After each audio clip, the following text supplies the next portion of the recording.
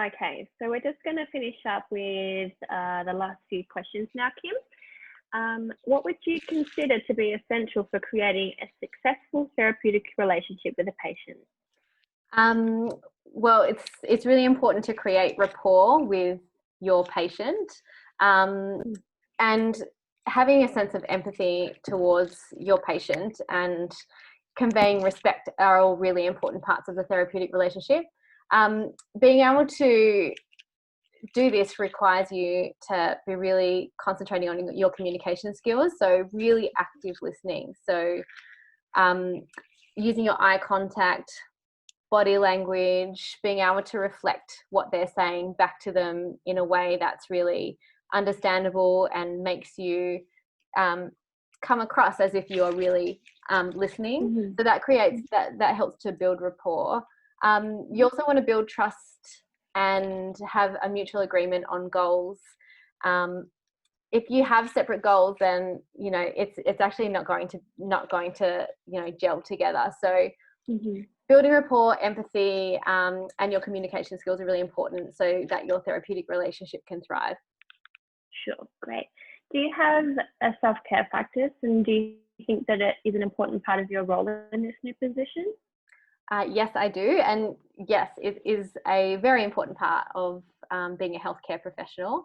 Dealing with people day in, day out can be very draining on your own energy, and it can actually lead to things like empathy fatigue, which I've seen happen to a few of my colleagues. So 5 years ago, I did not have a self-care practice, but I've really developed one over the last 5 years just because of that self-awareness that has built with my experience in treating people. So my daily practice includes meditation, exercise that I love, walking my dog mindfully. So I used to walk my dog with earphones in, podcast going. I'm a lifelong learner, so I love learning things, but I've realized that I need to be really mindful with my time. And so walking my dog mindfully is a really big part of that, really looking at the environment and smelling the smells and watching what my dog's doing has been really helpful. I also have a gratitude practice that I do with my husband every day and make sure I take time for family and friends. I think it's really important to be an example for your patients as well. So you can speak from experience and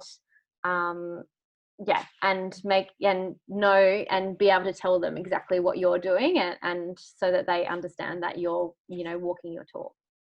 Yeah, great. Are there any areas of your work life that you struggle with? What do you think helps in managing and improving this? So my time management skills has been something that I've really worked on over the last few years, and I'm actually much better at that now, which is amazing for my work life.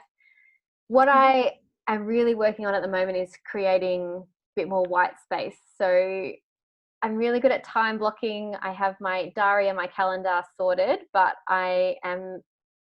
this comes back to the mental health and self-care question above, but actually scheduling in white space so I have just nothing in my calendar or my diary, I think is really important. So that is one thing that I am working on at the moment. I think that that's going to just improve my ability to be able to treat my patients.